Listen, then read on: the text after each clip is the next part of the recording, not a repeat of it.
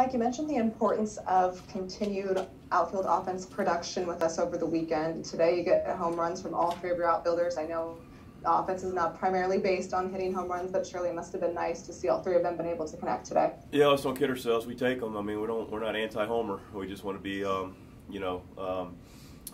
multi-dimensional. And clearly the homer's big, and good for Oni. Man, all three guys they're studs. Man, they're good players. They're coming into their own and showing their consistent ability to produce, and it's just fun to watch. They've played really special defense, and when he gets it started with a big 2-run homer, and Harrison breaks it open a little bit with a 3-run homer, and then Dylan adds on for a 2-run homer. So tremendous job by all three of those guys. Really talented, and I just love the way they compete and the way they get after it every day, and they're bringing it, and the way they're growing and now turning into really consistent, really good big league baseball players. It's a big spot by Gio there in the 8th to come in and to get the strikeout and then induce 2 pop-outs in foul territory there. This is something that Gio's been able to do all year. What can you say about just his demeanor and the poise that he has on the mound in these big situations? I mean, poise is a great word. Slow heartbeat. Just makes pitches. He's got 2+ ones. The fastball that rides on you, and then the slider that comes out looking like it, and then just wipe out slider. And he's actually mixing some changeups that have been effective too. So he just pitches. He makes pitches when he has to, and didn't make the situation bigger. Obviously, a big one right there. They got some momentum going, and he just squelched it. He's really a stud. He's a stud. He's been a big part of our success the last couple of years, including this one. Derek? Mike, what was the explanation or lack thereof that you got on the inability to challenge? Hey, listen, that was a little bit of the proverbial straw that broke the camel's back from this series. And look, I got to start by saying this. Our team has the least amount of player ejections in baseball, I believe, since I've been managing our club over the last 4 years. I got a ton of respect for umpires. I've shined umpire shoes growing up, including Jerry Lanes, who's in the league still. We have a healthy respect for the profession. We know it's hard. We never want to show anybody up. By the same token, this has been a series that didn't taste really great from our perspective. And just the facts of it are this. I mean, I'm not here to get creating controversy. I'm not here to get fined. I'm here to and look, I very seldom bring it up. As you know, I usually completely alibi and move on. And look, our job is to compete against the other team and accept what happens. But this series was took a lot of exception. I mean, we had 4 challenges all go against us that we had to challenge that got overturned. Friday night we lost track of the count. There was a walk that we had to figure out and get reversed. We had a strike zone on Friday night that I think that went viral, at least among the St. Louis baseball community, with a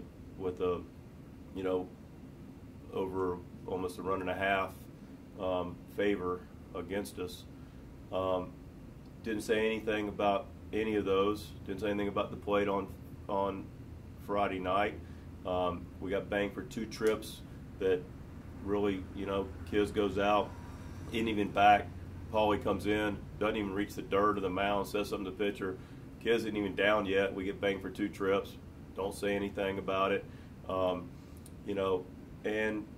Look up today and we make a challenge. We were within the rights. I was there it's ironic because we talked about it before the game in the Arizona Fall League. I was there at the conception of it. Actually got the first challenge in the history of Major League, or first challenge in professional baseball overturned in the Fall League.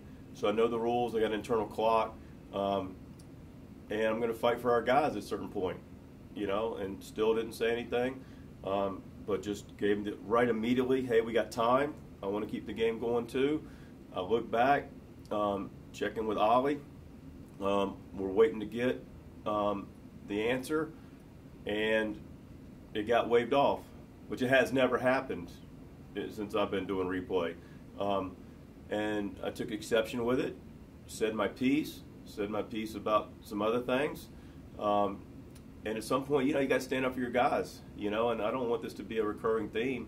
Like I said, at a certain point, we can be patient, but we have competition here that's sincere. And, the whole series, it was like, you got to be kidding me. So then I come back in and I inquired about how long it actually was, and we've done the clock, and it was 27 seconds. So, I mean, I've been there, and look, I've actually been okay with having a leeway on the other side, and I've actually timed it. And that's documented from 2 years ago, where we had a situation where it's 30-something seconds, and they let let it stand. I didn't cause a big stink. I want to try to get the game right. I got a guy in Carlson busting his tail down the line in a scorcher, playing his tail off, and like the reward of having the leadoff guy on, at least looked at for the 5th time.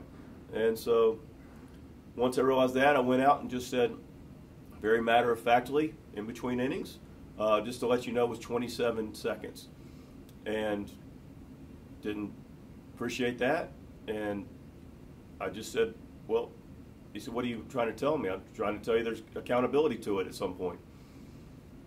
Simple as that, And then I'm watching the game, and Cabrera throws 100. A full ball in the strike zone. And then I look at Sosa and Bader in the 8th with balls that far off getting called strikes. We're not going to sit there and wear it. We play the game, we show up to compete, and that's how we play the game. But we are not going to sit here after a whole series of it and accept it and ignore it.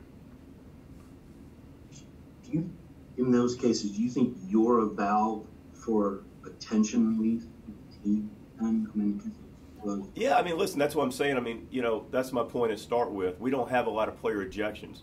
I don't get ejected a lot. Now, I say that, and it's been twice this week, and that's, I didn't want any part of being ejected today.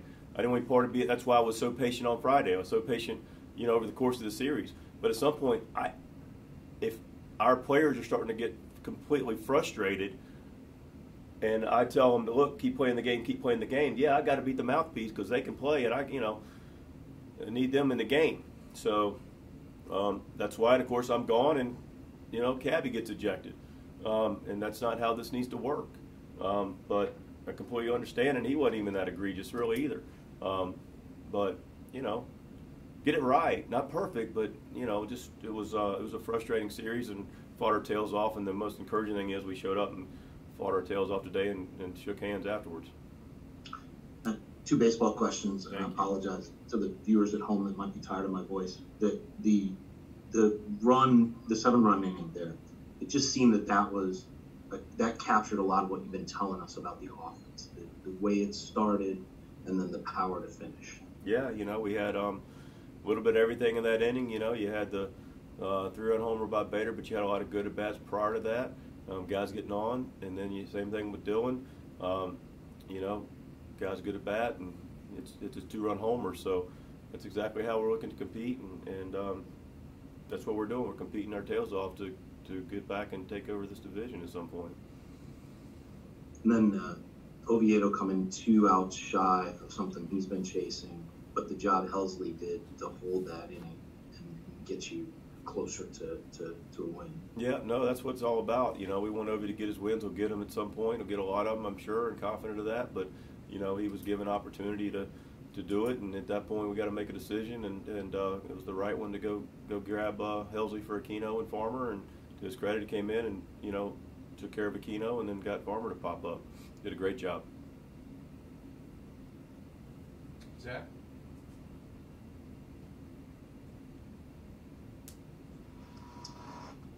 Jumping right off that with Ovi, he's very self-critical, very self-reflective with us. The 2 innings after the 4th, I guess, what kind of do you see from him? Obviously, the walks were not ideal. Was there just maybe a struggle with it? I don't know. What do you see from Ovi? Not about him, so just in those 2 innings today that kind of were a little bit of a thorn in his side.